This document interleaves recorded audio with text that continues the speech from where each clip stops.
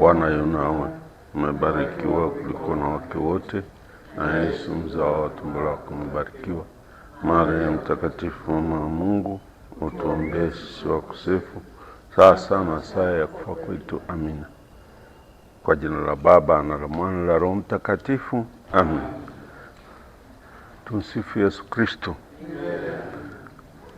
Karibu ndugu zangu. Ni kwanza ya awali ya yote napenda kuwatakieni tena heri sana na baraka tele kwa Christmas. Natumaini tumekula vizuri na tumekuwa salama, familia zetu, ndugu zetu, rafiki zetu. Tunashukuru Mungu kwa kutupa nafasi tena siku ya leo kukaa pamoja na kutafakari mafumbo ya imani yetu.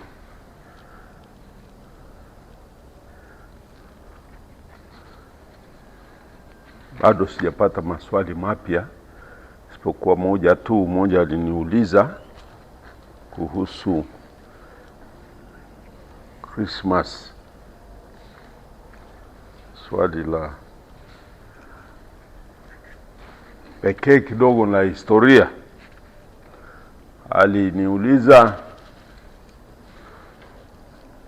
je, Yesu alihesabiwa siku ile ya Christmas, yani huko Bethlehemu alihesabiwa au vipi? Kweli ni interesting kwa sababu katika Injili ya Luka tunaambiwa waliokwenda kuhesabiwa ni Maria na Yosefu, lakini hawakumtaja mtoto Yesu kwa sababu alikuwa hajazaliwa bado. Na kwa kawaida watu hawahesabiwa baada ya kuzaliwa, hesabiki kabla ya kuzaliwa. Na inaonekana Yosefu walihesabiwa kabla ya mtoto Yesu kuzaliwa. Hapo ni complicated kwa sababu hatukuambiwa kwamba Yesu alihesabiwa. Kwa hiyo bila shaka waliohesabiwa ni Maria na Yosefu tu, na Yesu alikuwa bado hajazaliwa. Maana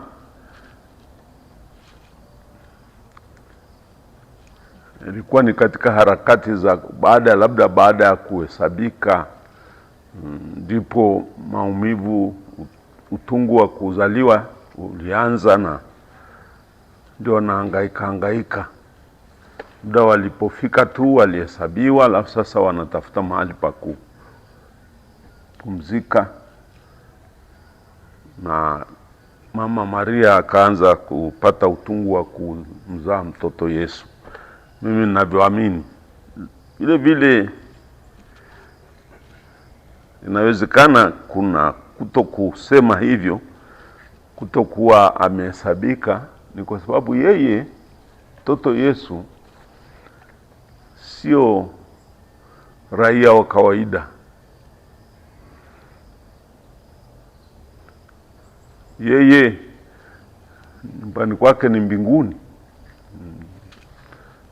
Baba yake sio mwanadamu wa kawaida.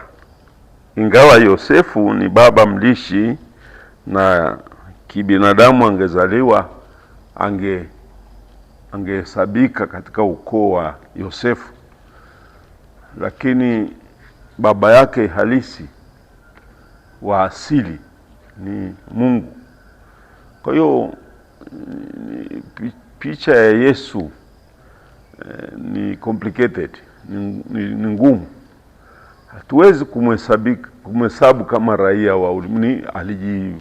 Alikuja kwetu na akazaliwa kwetu. Kwa hiyo labda kutokana na uraia wake kuwa wa aina mbili hakuhesabika, na alisubiri mpaka wahesabu kwanza binadamu huku. Kwa kawaida awali zamani, wakati ule watu walihesabika ili wajue ni watu wa kulipa kodi wangapi, na pia maaskari wako wangapi. Ndio lengo la kuhesabu watu. Ilikuwa ni kwa ajili ya kodi na kwa ajili ya ulinzi, yani kuwa na jeshi. Walijua watu wenye uwezo wa kupigana vita ni wangapi, hasa kwa upande ni wanaume wakati ule. Alafu walipa kodi ni wangapi. Sasa kodi ilihesabika pia kwa watu wazima. Sasa mtoto Yesu akiwa mtoto si muhimu sana katika hesabu. Hayo ni mambo ambayo yanachangia labda kwa nini hawasemi lolote kuhusu kuhesabika kwa Yesu. Labda waliona sio raia wa ulimwengu huu wa kawaida. Pili, sio muhimu katika ile senza. Na senza ilikuwa kwa ajili ya walipa kodi na pia kwa ajili ya kutambua watu ambao wanaweza kupigana vita, jeshi la mfalme. Kwa hiyo ndio maana mara nyingi walihesabu tu watu wazima, watu ambao wana uwezo wa kupigana vita. Ndio hilo tunaweza kusema kwa sasa. Hatuna mahali pengine popote ambapo panasemwa kwamba Yesu alihesabiwa kati ya watu wa Bethlehem. Hatuna mahali popote, kwa sababu taarifa hii tunaelezwa katika maandiko annals za Warumi. Kweli Kaisari Augusto imeandikwa sio tu kwenye Injili ya Luka. Kaisari Augusto kweli alitoa amri watu katika himaya yake wahesabiwe, na lengo lilikuwa hilo. Walipa kodi na wenye kuweza kupigana vita, naweza kutengeneza jeshi kubwa kiasi gani katika nchi zote alizokalia, alizotawala. Kwa hiyo watoto wadogo, ndio maana hata kuhesabu watu bahati mbaya ni katika mtazamo wa wakati ule, wanawake waliwekwa pembeni, hawakuwa wanapigana vita, ingawa walikuwa na wanawake ambao waliweza kupigana vita, lakini sio kama maaskari wa mfalme mkuu. Ilikuwa hamna. Waliopigana vita ni wanaume, na watoto na akina mama walihesabika kama watu wa nyumbani. Hilo naweza kusema kwa yule aliniuliza swali hilo kwamba je, Yesu alihesabika kule Bethlehemu, ni kwamba inaonekana hakuhesabika bado, kwa sababu walipoingia tu waliingia kwenye msafara wakahesabika. Baadaye ni kutafuta mahali pa kupumzika, ndio ikawa shughuli za kuzaliwa Yesu zikaanza. Basi hilo swali ndio nimepata, sija swali lingine. Kuna mtu mwenye yes please. Asante sana Father. Hapa mimi na swali moja. Hasa kama Yesu alikuja duniani ili kutukomboa sisi dhidi ya dhambi. Na tunafahamu kwamba dhambi iliingia duniani kupitia kwa wazazi wetu wa kwanza, Adamu na Eva. Sasa swali langu, ingekuwa bila Adamu na Eva kufanya dhambi yoyote, Yesu angezaliwa? Asante sana. Katika historia ya swali hilo ni limeulizwa zamani na limejadiliwa katika uwanja wa teolojia kwa nguvu sana. Najua wakina William Beckham na wengine hasa wa Fransiskani walikuwa wanajadili hilo swali kwenye ile karne ya 16, na ilikuwa je, kama hakuna kosa Yesu angekuwa mwanadamu, yani Mungu, nafsi ya pili ya Mungu ingekuwa mwanadamu? Kwa upande wa teolojia ambaye alikuwa ameng'ang'ania swali hilo, alisema nafsi ya pili ya Utatu Mtakatifu, yani Kristo, angezaliwa tu hata kama tusingekosa. Kwa nini?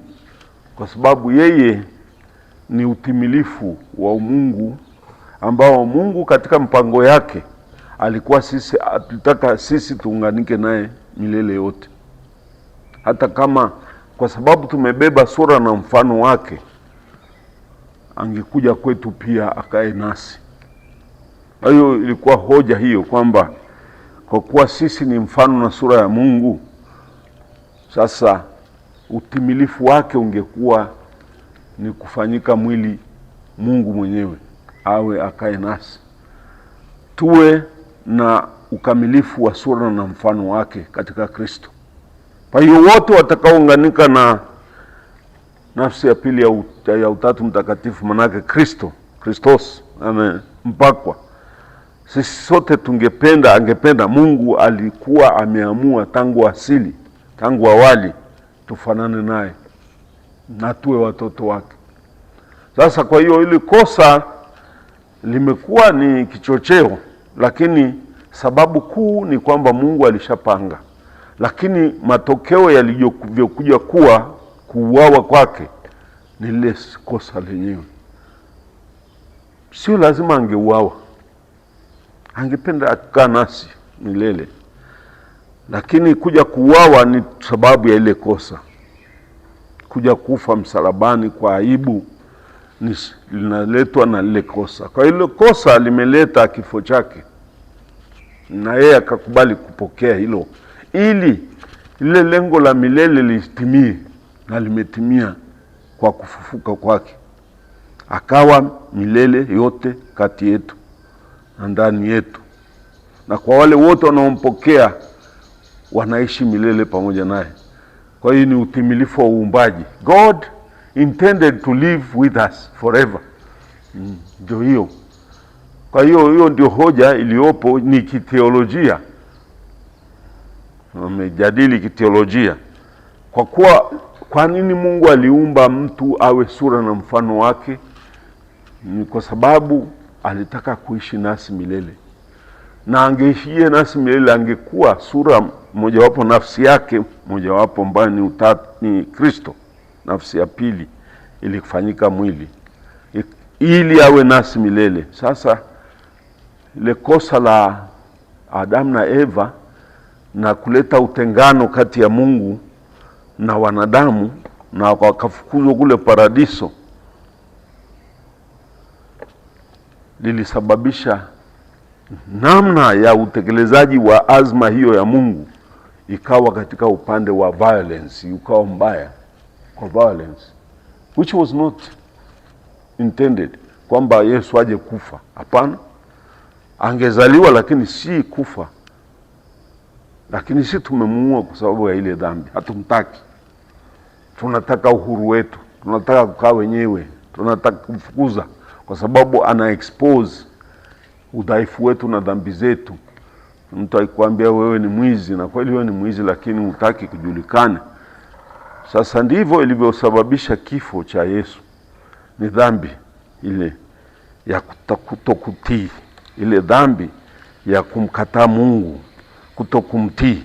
You want to be God himself, wewe, na huna uwezo huo. Baadaye unajikuta huko uchi ule ni ile aibu ya dhambi. Ndivyo naweza kujibu hivyo. Sasa kuna swali lingine na maswali mengi. Karibu mwalimu.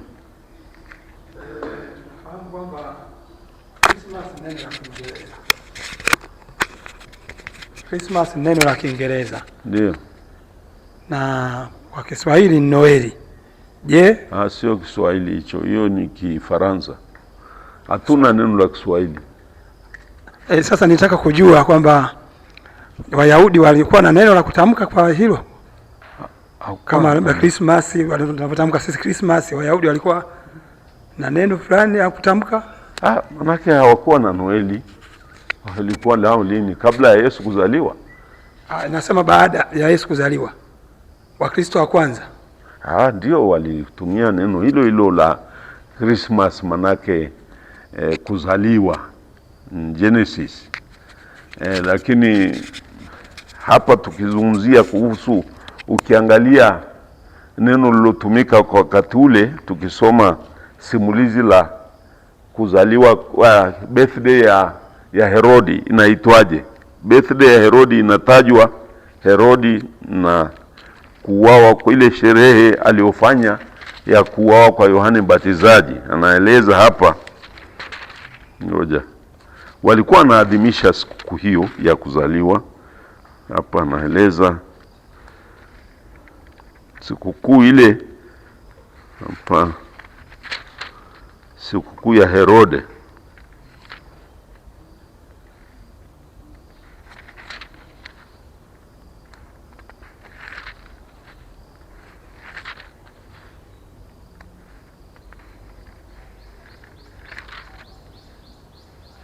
Hapa natuambia katika sura ya Marko sura ya 6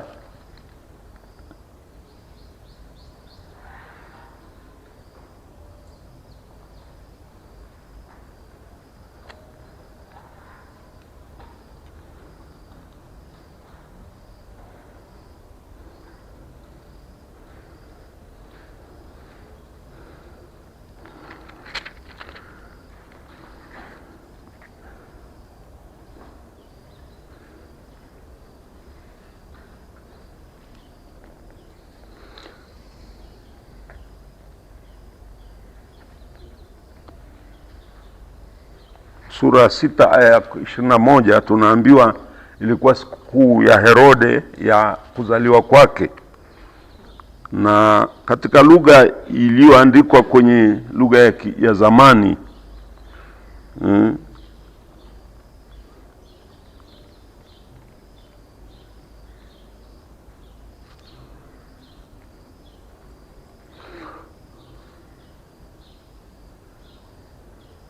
wanaita ni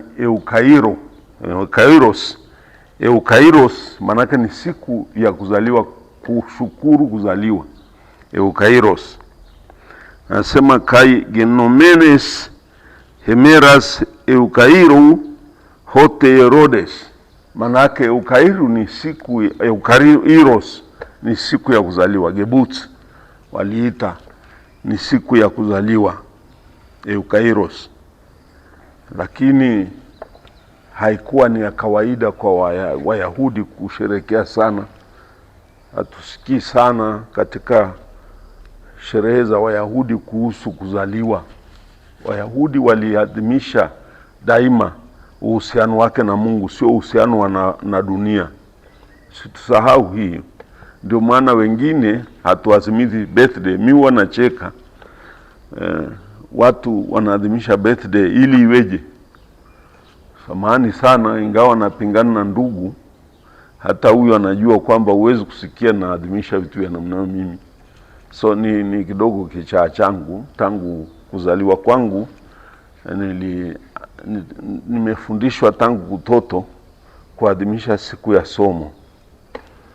Kwa hiyo sina birthday mimi. Sijawahi kuadhimisha birthday katika maisha yangu. Ndio hiyo tofauti iliyopo. Mimi sijawahi kuadhimisha birthday katika maisha yangu. Daima naadhimisha sikukuu ya Mtakatifu William.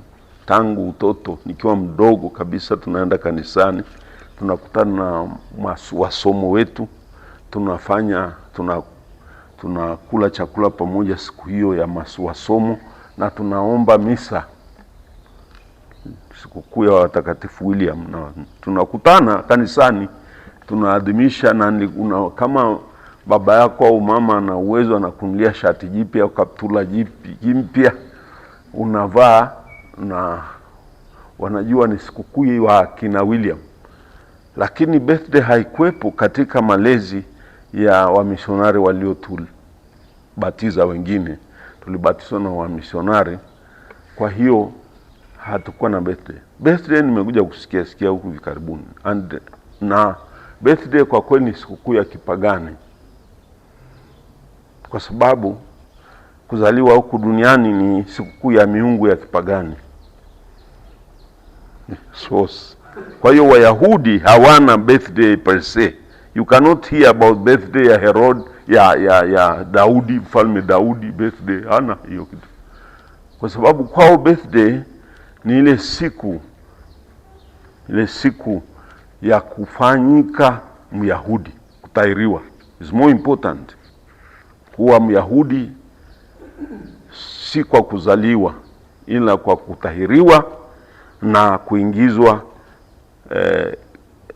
kwenye jumuiya ya Wayahudi. Hapo ndio more important than you are being born to die. You are being born to die. Ndio tunasherehekea sisi. We are the secular feast, tunaita ni upagani. The pagans thought they will kunazaliwa ili ufe. Birthday ni unazaliwa ili ufe. Mimi nasikiliza na cheka tu. Lakini siku ya somo ni siku ya kuzaliwa mbinguni forever. Ndio hiyo tofauti katika hizi tulizo mtazamo wetu. Yes. Mama. Asante. Na mimi mambo ya birthday nadhani ni kipindi cha miaka hii ya 88, 89, 90 nadhani, lakini huko kwingine nadhani hazikuwepo, labda kwa wazungu. Lakini hata kule nilipozaliwa mimi ni kwamba unapewa ila ya kwenda kusoma misa kwa ajili ya mtakatifu wako, somo wako. Kwa hiyo nadhani ni baadaye ni mapengo kutoka nje kwa watu wengi. Ndio tunaita ni secularism. Ni upagani. Ndio, tuseme kitu unakiita what the spade is a spade. Siku ya birthday ni za siku hizi wakati wameingiza secularism. Katika secularism imeanza kwenye miaka ya 80. Pure secularism, na imeaffect mpaka watu wanasherehekea kifo chao. Because once you are born, you start dying. People do not see that philosophy. The beginning of death is the day you are born. Kwa hiyo mnasherehekea kifo. Lakini wale wanaosherehekea ubatizo au siku ya jina is the day you are born in heaven to live forever. Sasa hii nawaambia tu upande wa mtazamo wa watu wa zamani. Sisi ni watu wa zamani, pelekeni mambo yenu ya falsafa ya zamani, lakini hakuna kitu cha zamani. Maybe they were more wise and prudent than modern generation. Mnaweza kutudharau. Mimi hapa waliadhimisha siku hapa, uliona nilifanya nini? You were not here. Niliwaambia sherekei mambo yenu, msinilazimishe kusherekea kitu ambacho sina. I don't feel like. Hapa huwa tuna sherekea once a month, sherehe za birthday. Na vijana tena unajua wana jamaa rafiki zangu hapo wanaunywea na nini na keki. Mimi nikasema what are you celebrating? Wakaweka jina langu kwenye list. Kwa sababu birthday yangu kama ingekuwa na tasherekea ingekuwa November. Nikawaambia hapa, naambia please don't put my name on the list. So unakumbuka, nikawaambia sisherekei siku ya kuzaliwa birthday, na tunasherekea onomasticon, siku ya kupewa jina langu na watakatifu mbinguni. That's where I go. Na kwa hiyo nasherekea siku ya kuzaliwa kwa kweli, yani forever. Sasa hii mnanisherekesha kwa kufa. Mimi si sherekei kifo bana. So thank you very much. Ndio hiyo. Yes, ndio fumbo hili halikuwa angani, limetendeka, lakini ndio alitaka kuona amezaliwa Mwokozi yukoje. Ndio hicho wakathibitisha kweli, a child in a swaddling clothes in a manger, na wakashangaa, yani huyu ndio Mwokozi.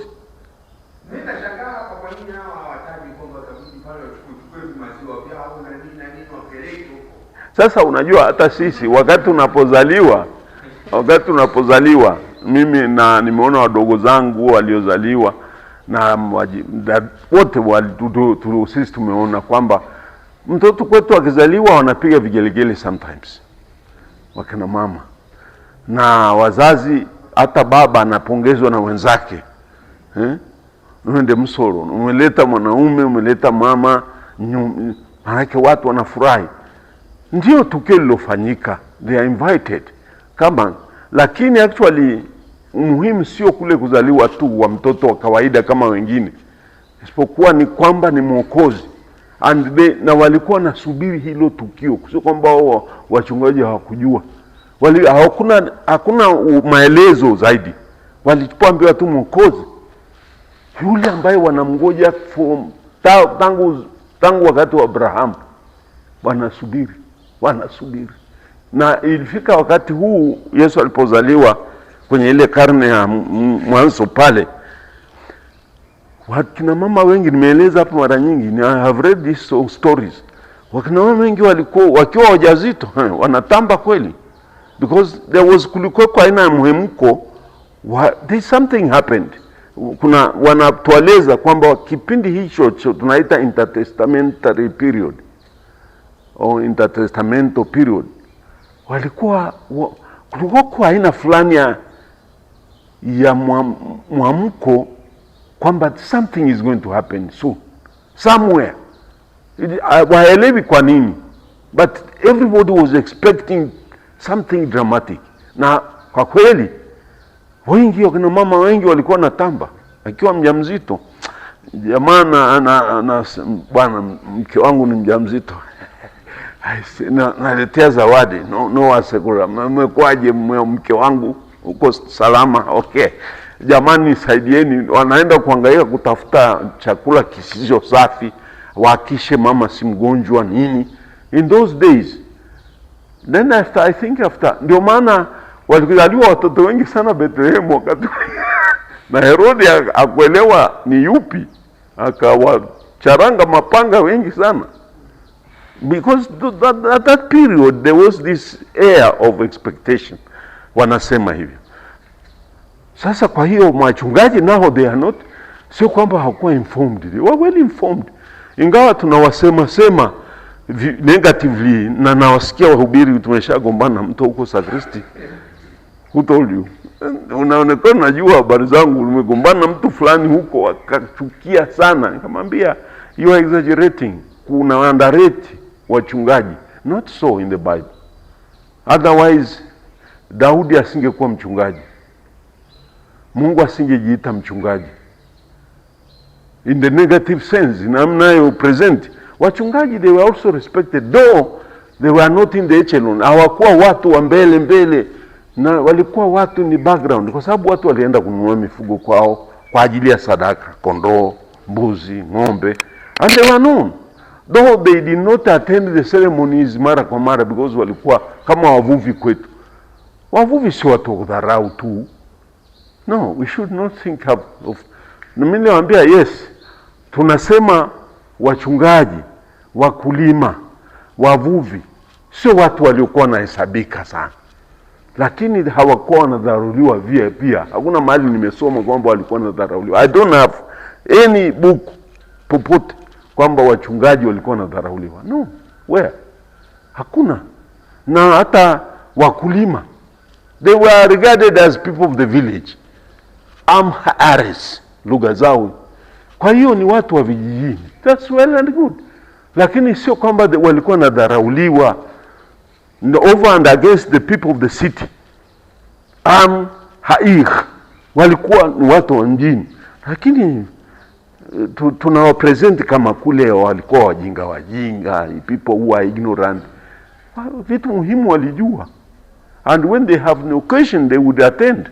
Walikuwa na hudhuria. Kwa hiyo wachungaji hao pia walijua kwamba tumeahidiwa Mwokozi, the Savior, who would bring back Israel on its feet, kwa sababu tunaonewa na Warumi. They have this earthly picture hiyo. Kwa hiyo walipoambiwa Mwokozi, Warumi wale waondoke, walanguzi na wauaji hawa wametutesa, sasa amekuja Mwokozi. Na ndio maana waliandamana hata kavalishwa punda na ingia mjini. Not because kwa Mwokozi walikuwa na earthly redeemer, lakini ndio walikuwa naenda Mungu ametuchagua, ametupendelea tena. Kwa hiyo picha iliyopo sio kwamba walienda kuangalia alieza, mbona nao wana watoto wao wamezaliwa. Ile information of a redeemer has been born, hiyo ndio iliwapeleka mbio usiku ule kwenda kuona hicho kioja. Na habari waliporudi kwa furaha, ni kweli tumekuta yale tuliambiwa na malaika, na Mama Maria akaweka moyoni. Hiyo ndio sababu. Lakini birthday hata sisi watoto wakizaliwa, nafikiri hata mimi nilipozaliwa walipiga vigelegele, na wengine wote hapa walifurahi sana watu na kuja kumpongeza mama. Na kwetu wao wanaleta maziwa nyumbani kwetu, kibuyu namna hii, na bibi anakuja special day kuja kumuona mtoto wake aliyejifungua, anashika baby. That's the greatest happiness they have. Lakini sasa sio kwamba tusishangilie birthday, yani siku ya kuzaliwa, lakini sio kuifanya the prime feast. Ndio hicho ninataka kusema tu. Yes, kuna mmoja anauliza pale. Karibu.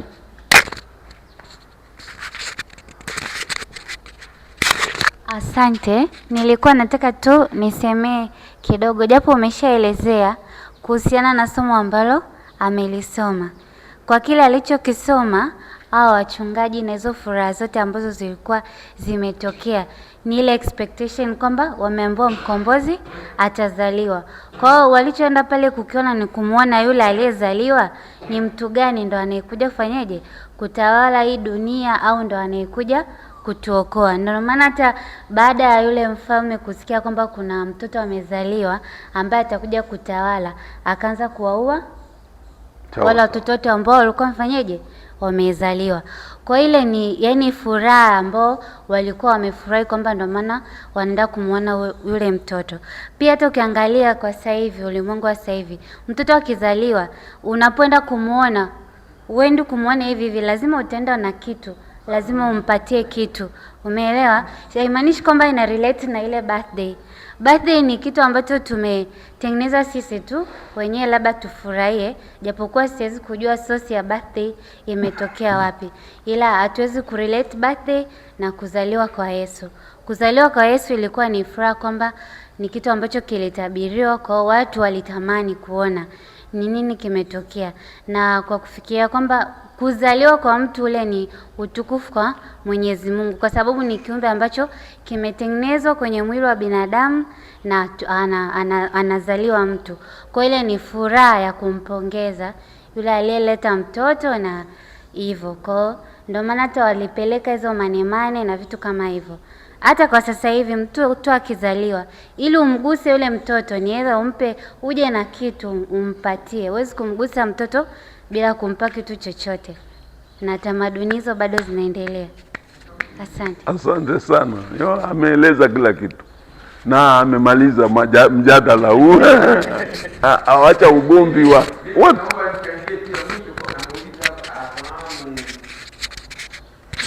Asema wafahamu wapi hii sherehe inaweza ikaanza. Sasa kama Father alivyosema kwamba hii imeanza hapa kwa wapagani huku, ndio maana Herode alifanya hii sherehe nini huku. Kristo sisi tunajaribu kulazimisha hapa, lakini mimi kwa mtazamo wangu najaribu kuimagine tu, hii ni imagination yangu tu, kwamba sidhani kama birthday hii itakuwa imeanza katika hali ya kawaida. Yani kawaida kwa maana ya kwamba mimi nikioa napata mtoto, yani binti fulani ameolewa amepata mtoto. Sidhani kama itakuwa ilianza sherehe kwa namna hiyo. Bila shaka sherehe itakuwa possibly ilianza kwa mtu muhimu ambaye hakupata mtoto. Yani hawa watu tasa hawa ni kama story ya Samueli. Ile story ya Samueli, kwamba kwa muda mrefu mama yake amedai, anaomba Mungu, ameweka na nadhiri kwamba mtoto wangu atakapozaliwa iwe hivi. Mimi nadhani birthday ilianza kwa mtoto ambaye alizaliwa very special, very rare, kwamba huyu nikipata mtoto basi mimi nitafanya sherehe. Sasa sisi wengine tuliozaliwa kawaida tumeingia humu kwenye hawa watu, lakini nadhani atakuwa ni mtoto special, alitafutwa kwa nguvu kubwa. Hapo bila shaka hata ningekuwa mimi, kwa kweli zabidi nimshukuru Mungu kwa sherehe kubwa sana.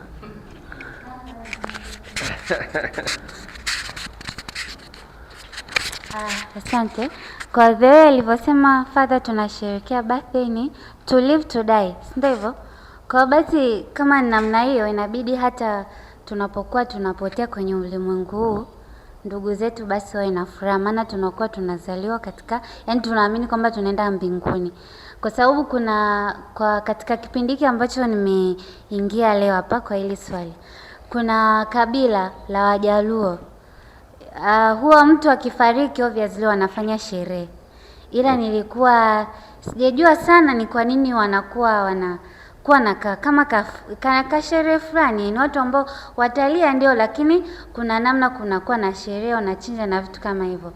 Kwa hiyo katika hili swali labda ninaweza nikarelate na hiyo we live we die. Kwa hiyo zote zinaweza zikawa ni sherehe pia. Hai, nashukuru kwa sababu mnajua neno sherehe nalo linatatanisha. Maana tusi celebration. Celebration ni hali ya furaha, na furaha hiyo inaweza kuwa na misingi tofauti, na kutokana na mtazamo tulionao neno hilo sherehe. Lakini si daima kumbukumbu ni sherehe. They have to be distinguished. Tunaweza kufanya kumbukumbu bila sherehe, hata siku ya marehemu wote ni kumbukumbu, lakini hatusherekei. Tunaita ni commemoration, ni kukumbukizi sometimes. Sasa mimi navyoelewa mimi ile ya kufanya sherehe, kwa mfano Wajaluo nimesikia leo, I never considered that, lakini inawezekana wanasherekea nini. Wanachosherekea hiyo ni muhimu, ni kufa au ni kujiunga na wazee, sio kufa kwa mtu yule. Wanasherekea nadhani mimi positively, kwa sababu nasherekea kitu kinachofurahisha. You don't rejoice for the death of somebody, no. Isipokuwa mimi naamini hao Wajaluo au watu wengine wanaosherekea kitu kama hicho, kama kwetu tunacho pia, ni kujiunga na jumuiya ya wahenga, the ancestors, unajiunga nao. Kwa mfano kwetu, baada ya kifo cha baba mmoja akifa, especially masinia wazee, akifa mzee kwetu wanakaa kwa muda. Sasa mara nyingine wanakaa, siku hizo wamekuja kuingiza 40. Hatakuwa na mambo ya 40, sio yani, mambo haya ni ya kigeni, mambo ya Waislamu tumekuja kuiga. Wakristo wanachotwa huko na kupelekwa porini huko, mimi sielewi. Lakini kwa upande fulani na makabila mengine yanasherekea kumuunganisha yule mzee, kumuinua kwa hadhi ajiunge na jumuiya ya waombeaji, walinzi wa ukoo, na ndio hao naitwa ancestors. Na hiyo ni sherehe, wanachinja kama ni mama baba, wanachinja madume suma ngapi, madume ya ng'ombe wakubwa. Tena wanatoa ile mifupa walikuwa nazika ndani. Unajua sisi wengine walikuwa nazika ndani ya nyumba kwetu, wale masini hata nazikwa ndani, alafu wanatoa ile mifupa yake baada ya miaka 10 or something, wanaexhume, naita exhumation, wanaondoa ile mifupa, na wanaotoa ni wazee wenzake ambao wanajua wanachofanya, wanachimba, wanavuta kwa nje, not in the opposite of the house. Yani ajabu sana, wanatoa mifupa yote moja mpaka wanachekecha ule udongo, halafu wanafunika tena, na ile mifupa wanaenda kuweka kwenye shrine mbuoni. Yes, in the shrine. Hii nimefanya mambo haya utafiti. Wanaweka kwenye shrine. That day unaweza kulewa ukanywa kisusio kwetu, yani watu wanatoka huko. Haya kweli mambo yalikuwa mazuri kweli. Ule amekuwa sasa babu yetu wa ukoo, anaombea ukoo wote, analinda familia yote, na hiyo ni sherehe kubwa, to join the league of the ancestors. Na kwa hiyo jina lake alitajwa ovyo ovyo. Sasa hiyo ndiyo heshima ya watakatifu. Sometimes sisi tunafikiri mababu wetu walikuwa the spirits, wanaita spirits. They were not spirits, they were our saints. Mimi nimesema ni watakatifu, ni siku ya kuinuliwa. Kama alikuwa mtu mbaya, they don't do that. Kama alikuwa muuaji mbaya, people were wanamtemea mate, they will not do that. Kwa hiyo sisi tuna upande mwingine, kuna makabila mwingine nasherekea kufanya hivyo, lakini sio siku ya kuzika kwake. Afadhali amekwenda na maji. We don't do that. I don't so, mimi sijui, lakini hatusherekei kifo cha namna hiyo kwa kufa kwake, kufanya sherehe. Isipokuwa kama ni mzee sana, haturuhusu kulia, hawaruhusu. Na watoto wanaambiwa chezeni, hata wanacheza hata Iringi kwetu. Kama ni sini ya mtu miaka 140, kuna mmoja alikufa pale, nilishangaa, alitoka kanisani, alikuwa na miaka 132, the most nilichoona.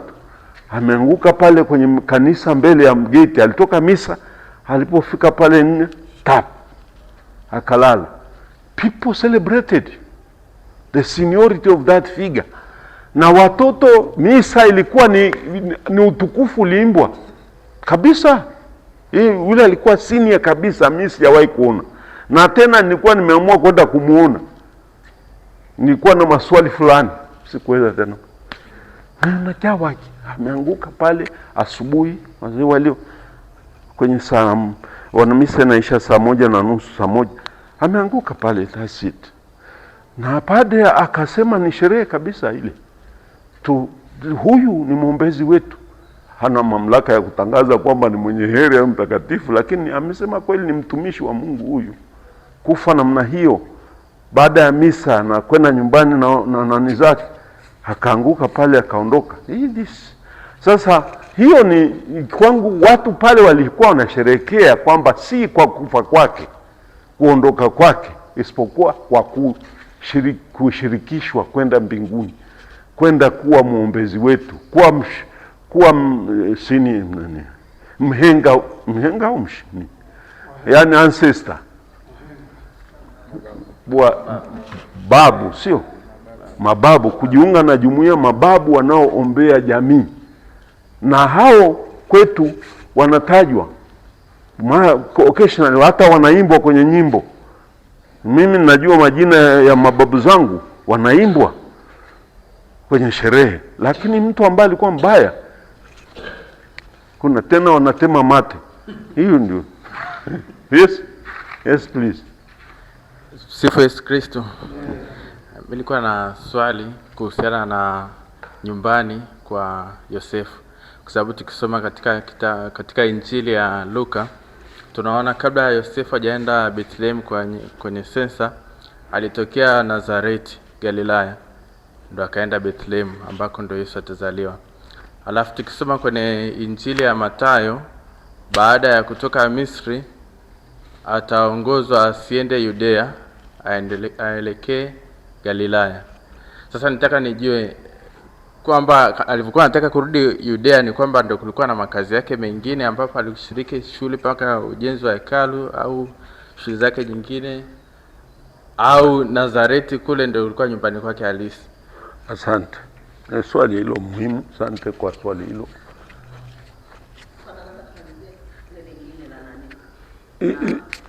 Kuhusu swali la alouliza ndugu kuhusu makao halisi ya Yosefu, kwa kweli Yosefu ni mzaliwa wa Bethlehem kusini Yudea. Yule ni Myahudi wa Yudea.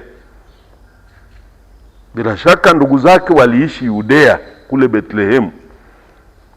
Ndugu zake na mababu zake ni wa Yudea. Na hata mmoja ameuliza swali, kwa nini alishindwa kupata mahali pa kukaa na ndugu zake walikuwa Yudea? Kwa nini asiende kwa ndugu zake? na hata nyumbani kwa Yohani Mbatizaji ni Yudea kule kusini, Ain Karim ni kule kusini, na kwa hiyo walikuwa separated kwa kilomita kama 5-6 tu kutoka kwa Yohane huku upande wa magharibi na Yesu na kwa nyumbani kwa Yosefu ni kwa hiyo yani manake ni Daudi ni upande wa east of ni kama ng'ambo, sio mbali sana, walitoka sehemu moja kwa kweli. Na ndio maana sasa na Maria yeye mara nyingine tunapata matatizo. Yeye amezaliwa si mbali sana hekaluni pale, sio mbali. Maria alikulia pale karibu na hekalu, kilomita kama 3 tu kutoka hekaluni. Kwa hiyo ni mtoto amezaliwa Yerusalemu Maria, na kwa hiyo ilikuwa rahisi kwake hata baada ya kupata mimba kuenda kwa shangazi yake kule kwa Yohani Mbatizaji. Ilikuwa sio kilomita nyingi sana, nafikiri alipata shida kukimbia kitoto kichanga. Hata mimi nilikuwa naenda kwa bibi kilomita 6 kwa muda mfupi tu nimeshavuka mito, nakimbia sana tena. I don't understand. Tuko watoto. Kwa hiyo yes, Maria labda alichukua masaa mawili tu ameshafika kwa shangazi yake. Kwa hiyo ni watu wa pale Yudea. Sasa Yosefu yeye alienda kaskazini kwa kazi, na huko unajijenga watu wengi wanaoishi nje ya nyumbani wanajenga huko walikohamia. Kwa hiyo Yosefu alikuwa na nyumba, amehama kutoka Yudea ameenda kuishi Galilaya ambako kulikuwa na construction. Yeye ni mtaalamu, tunasema ni seremala. Yosefu hakuwa seremala tu, mara nyingine unasema tekton. Tekton ni sio seremala tu, ni mtu ambaye alikuwa technician. Na kwa hiyo ingekuwa siku hizi angekuwa technician, maana anajua mambo ya umeme, anajua mambo ya kuchomea, anajua mambo ya teknolojia. Alikuwa ni mtaalamu, ndio maana alijulikana sana. Tengeneza seremala, tengeneza, isipokuwa mjenzi. Hakuwa mjenzi wa matofali, alikuwa ni mjenzi wa vitu vya ndani, furniture.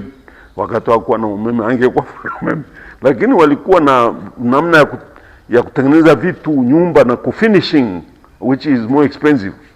Basi alikuwa ni technician mkubwa namna hiyo, na atakuwezeka nyumba ilikuwa utaalamu wa hali ya juu. Sababu sisi tunafikiri nyumba zetu za kuthatching, kuweka nyasi, wale watu walikushafika mbali, vigae walikuwa navyo. Sisi huku bado nyasi zilikuwa tunavuliwa tu. Matatizo wa Afrika sisi tuna shida. Wazazi wetu kwa nini hawakuweza hata kutengeneza vigae? Wale washafika mbali, vigae ukiviangalia unashangaa.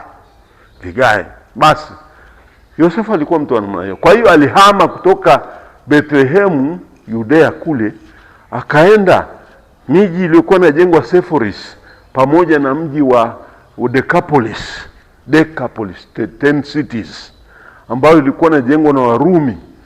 Walikuwa ina boom, ujenzi kwa wingi. Kwa hiyo alihama kwenda kupata ajira, na huko alikaa miaka mingi, akajenga. Kwa mfano wetu wa ndugu zetu ambao wameajiriwa, hata hekalu naonekana alishiriki kama mtaalamu katika, wanasema katika kuliweka ile paa. Ilikuwa ni Herode alipokuwa na renovate, anatengeneza ile hekalu na kulipanua, alihitaji matechnician kama Yosefu, na bila shaka ndio alipata hata nafasi ya kumwoa Maria.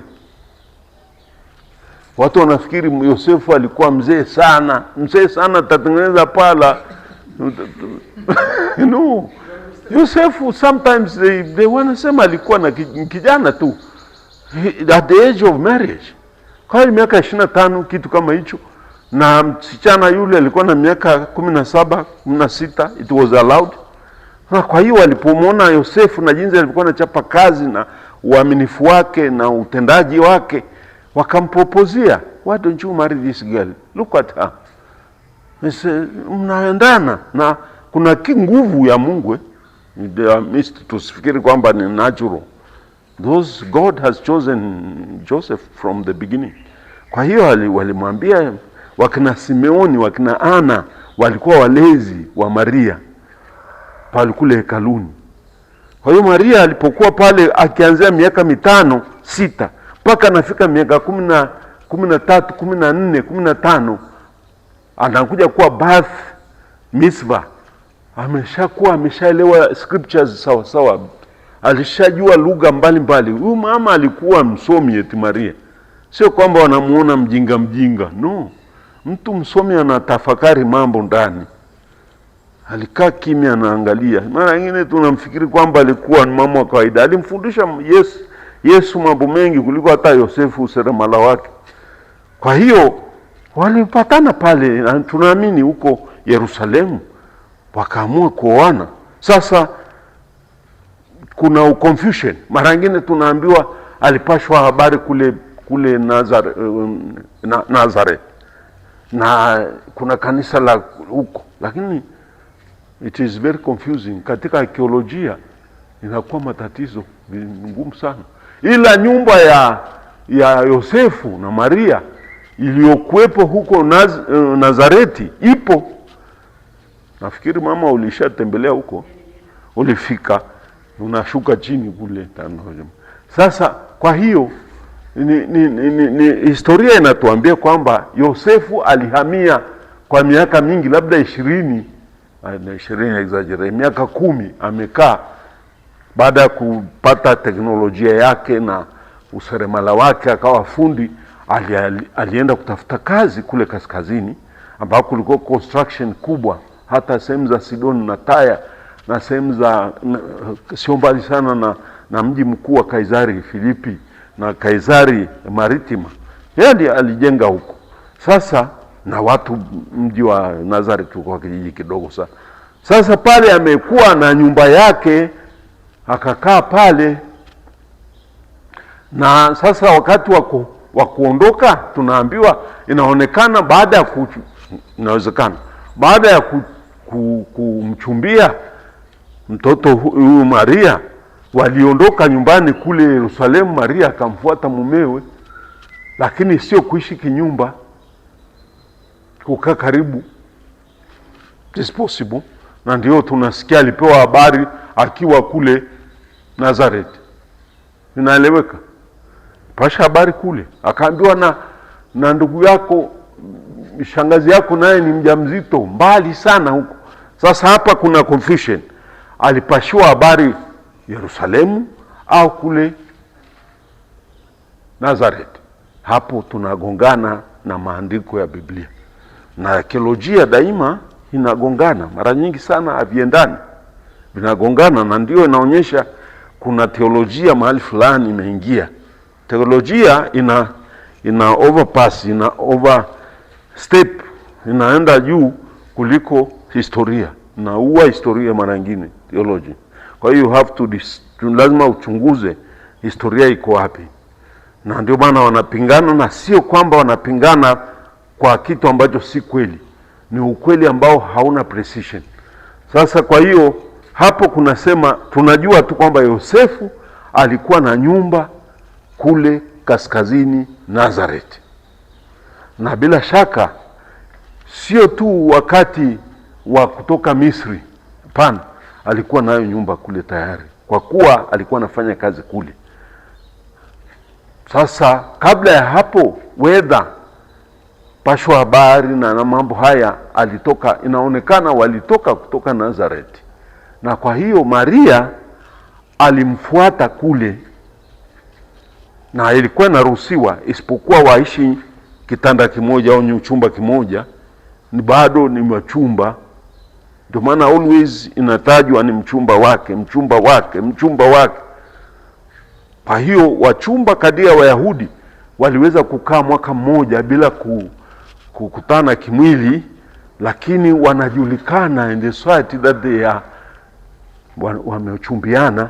Na rabi, yani kiongozi wa sinagogi husika, anajua huyu ni mchumba wa fulani, kwa sababu ilikuwa kasherehe kanafanyika na jamii ilijua. Sasa Yosefu alikuwa embarrassed kuona sasa Maria imekuwaje, mbona hatujakaa pamoja, imekuwaje tena mchumba wangu namna gani? Kungeenda atakimbilia wapi? Basi akamwambia, mimi bwana naona ni sepe ningie mimi naenda kuishi na Sepphoris labda, au nikaishi Decapolis ng'ambo ya ziwa. Tangie hapa siwezi kuishi namna hii. Bila shaka alikuwa anataka kimbia hivi, ndio akapata ile habari kwamba mchukue mkeo huyu, kilichopo ndani mwake ni kazi ya Mungu mwenyewe. Basi akamchukua akaenda kuishi naye hapo hapo Nazareth, nyumba yao ya kawaida. Akaenda kumchukua akamwambia, mke wangu kaa hapo, kama tuishi pamoja, na unajua siri iliyopo, utaishi kama mume na mke bila kukutana kimwili. Na ilikuwa hivyo, ni Mungu amepanga, na Yosefu amesarenda. Kwa hiyo wakaenda kuishi pamoja. Na ilipofika siku ya kuhesabiwa, basi walifunga safari kutoka kule Nazareth wakaenda Bethlehem. Sasa wakiwa Bethlehem ndio ikaja ile vurugu ya Herode. Herode huyu alikuwa ni Herode Antipas, au ni Herode mkuu. Herode mkuu yule mzee akataka kumuua mtoto, na tunaambiwa hiyo habari na Hassan inatoka kwa Mathayo.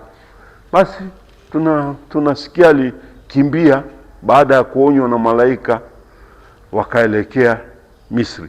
Huko Misri bila shaka walikaa kama miaka 3-4.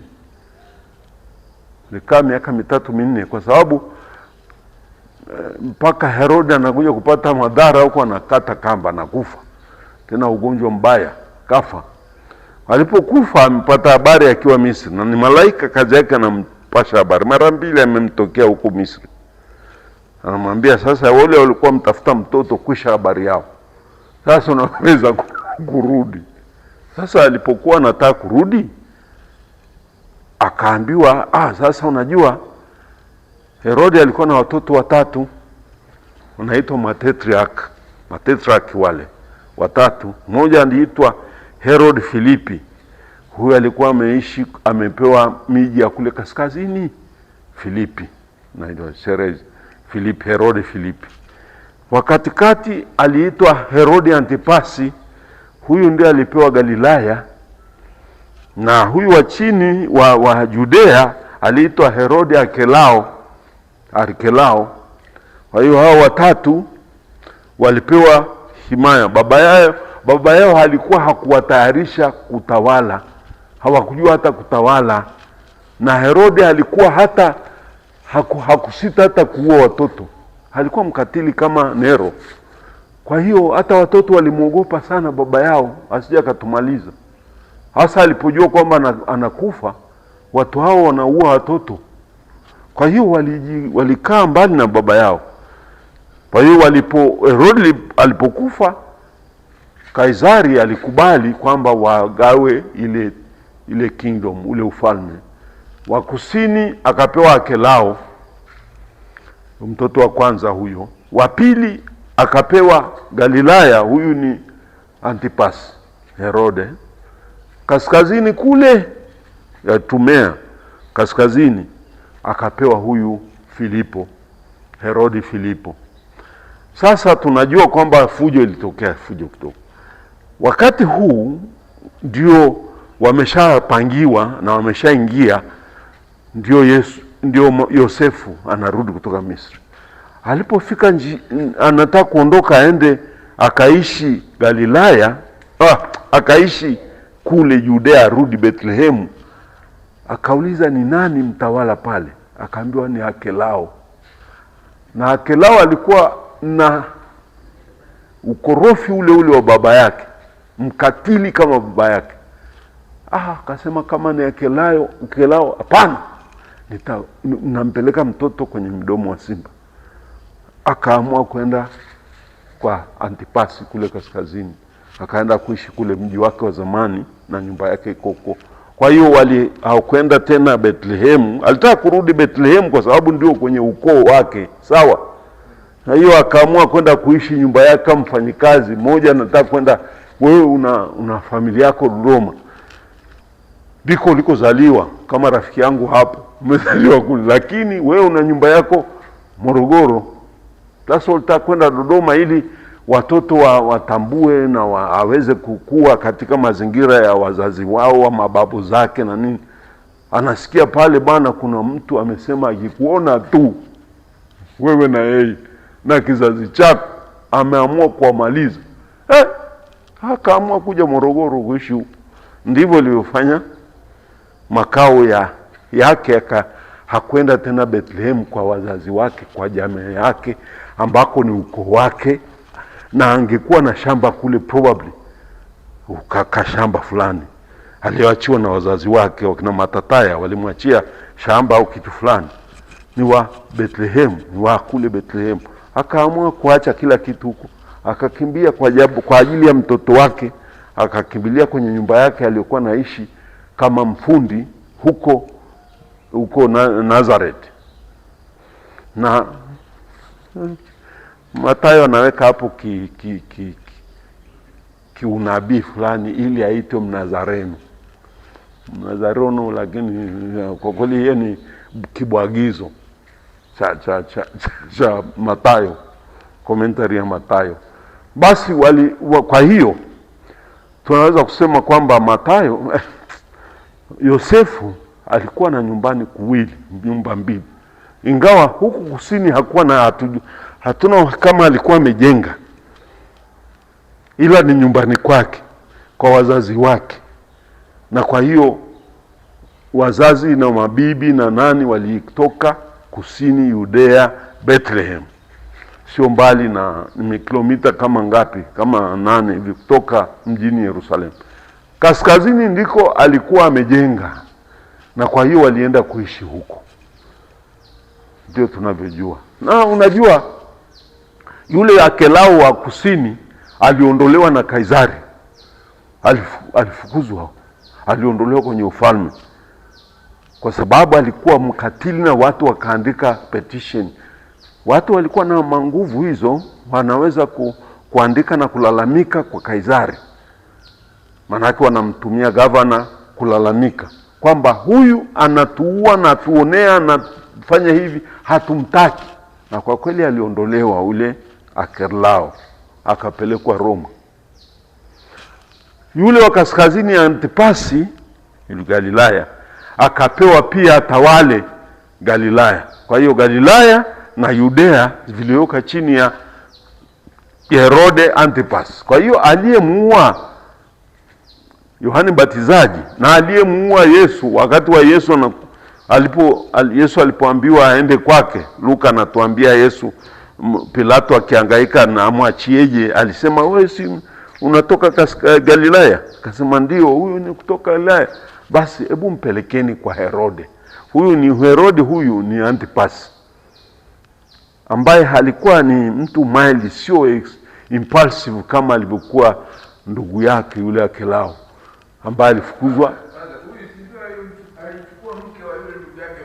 Huyu Antipas ndio. Hiyo ni mambo mengi. Sasa unaenda kwani sione alimchinja nani Yohane Mbatizaji? Sio kwamba alikuwa mwema mpole. Alikuwa bado ni Herode, damu ile. Isipokuwa hakuwa na kichaa kama huyo Akelao. Labda huyo Akelao angemfuata Yesu hata kule alikuwa na hubiri amchinje. Ndio hivyo nimeweka wazi kwamba when you talk about his birthplace, ndio birthplace yake ni Bethlehem na ukoo wake ni wa Bethlehem, manake Yudea, kwa sababu yeye ni ukoo wa kifalme, na ukoo wa kifalme ni ukoo wa Yuda, ndio unaitwa Yudea. Na ukoo huo ndio uliokuwa ndio umetengeneza jina Yudea, yani nchi ya kusini mwa Israeli, the Southern Kingdom. Na Daudi alitawala pale na akaweka kapito yake, mji wake mkuu Yerusalemu, ndio hiyo Yudea. kule kaskazini. Hata Daudi alienda kule akatawazwa tena na wazee wa kule Samaria, wakampokea. Kwa hiyo mji mkuu wa kaskazini Galilaya ulikuwa Samaria, ambako ndio alikuwa na tawala wakina Jeroboam. Jeroboam alikuwa jenerali, na huku chini ni Rehoboam, alikuwa mtoto wa Sulemani, ndio walipogawanyika. Sawa? Kwa hiyo ndio hivyo. Lakini Yesu maisha yake yote kwa ujumla aliishi kwa baba yake kule Nazareth. Akaishi Galilaya, na senta ya mafundisho yake ni katika ziwa Galilaya, Genezareth, ziwa Galilaya. Na ndio alikuwa hata nyumba aliyoishi baada ya kuhama nyumbani Nazareth, alienda kuishi kwa Petro, ambako ni Kapernaum. Petro alikuwa na nyumba Kapernaum, na ndio alikufanya nyumbani kwa pili kwa Yesu ni Kapernaum, nyumbani kwa Petro. Na ndio maana alikuwa marafiki sana Petro. Na Petro alikuwa ni mkono wake wa kulia kweli, sababu aliishi pale na kulala pale na kufanya wakati anafundisha na kutumia boti ya Petro huko na huko na huko.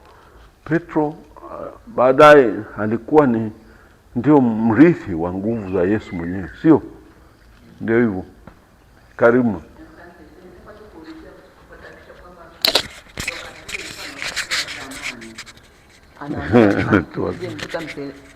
Wakati ule upi? Wakati wa Yesu amezaliwa mchanga. Dio. Alafu watoke na punda mpaka Misri. Kule mara nyingine punda au ngamia. Sasa kule kusini, kuanzia kule southern kule ni mbali. Alafu uje uvuke, uje uingie huko Misri mpaka usema baenda kukani, bado ni mbali kwenye jangwa. Walitembeaje siku ngapi au miezi? Ndio maana nasema hapa hawakwenda na punda, walitumia ngamia. Na Yesu na Yosefu hakuwa maskini. Nimesharudi hapa mara nyingi sana. Sio kwamba alikuwa so destitute. Kuna poor and destitute. There are two different terms katika Kiingereza, hata katika lugha dal na ebion, kwa lugha hata ya Kiebrania. Dal ni wale ambao ni maskini hohehae, ndio destitute. Lakini kuna ambao ni ebion, ni watu waliojifanya maskini ingawa wana uwezo kiasi. Hawajitegemei utajiri wao. A person like, huwezi kusema wewe ni maskini, itakuwa unakufuru. Mungu amejalia wewe ni middle class tuseme, na wengi na hata rafiki yangu pale ni middle class. Sasa hao sio utajiri wa kujikweza. Hao tunawaita ni ebion, watu ambao they are simple people but they are well to do. They wanapata chakula, wana mavazi, wana mahali pa kulala, watoto wanaendelea vizuri na ndugu. Hao ni sasa Yosefu hakuwa, huwezi kumhesabia ni tajiri. Matajiri ni wale wanaotembea na mandege huko na sio wanaishia huko na tofauti. Kwa hiyo Yosefu mimi namhesabu kwamba alikuwa na kauwezo fulani, kwa sababu alikuwa tekton, alikuwa anapata pesa fulani na alikuwa amekujikusanya. Sasa pia wale wa majusi walimletea hela. Unajua mane ile ilienda na dhahabu unafikiri waliacha pale akawachia watu? Alienda kuuza au alifanya something. He was an intelligent person and he knew how to do business. Kwa hiyo alitafuta wateja na nini, he sold them everything. Au alipreserve kwenye kiboksi, kwa sababu dhahabu ni dhahabu, haiharibiki. Perhaps some of the material alienda na Misri, so he had enough fund to run the family. Na yeye mwenyewe alikuwa amejitayarisha. Hatuambii kwamba alikosa pesa ya kulipia hoteli pale. No. There was no space. Sio. Kwa hiyo he had money. He could afford everything. But if there is no space, then you cannot, money doesn't give you the lodging. Sasa, kwa hiyo Yosefu bila shaka pale alipata caravan. Watu ambao kuniko caravan ni wale ambao wanatumia mangamia kwa business. Kwa hiyo alilipa, akamwambia bwana, mimi nataka kufika sasa hivi huko, nahitajika haraka kukimbia. Siwezi kusema kwamba nakimbia, lazima then they will maybe betray him, anaweza kusema. Kwa hiyo anamwambia mimi nasafiri haraka kule, nina family kule, I must be, how much? Anamwambia tunahitaji in those days labda 600,000 kwenda kutoka safari ndefu kutoka Bethlehem mpaka waende sehemu za kaskazini mwa Egypt, ni mbali. Anasema no, hakuna shida, sisi lete hela bana. Anasema sawa, na natayarisha chakula mara moja cha njiani, na kulikuweko camps, zile oasis mahali unapofikia. Kwa hiyo walijua wale.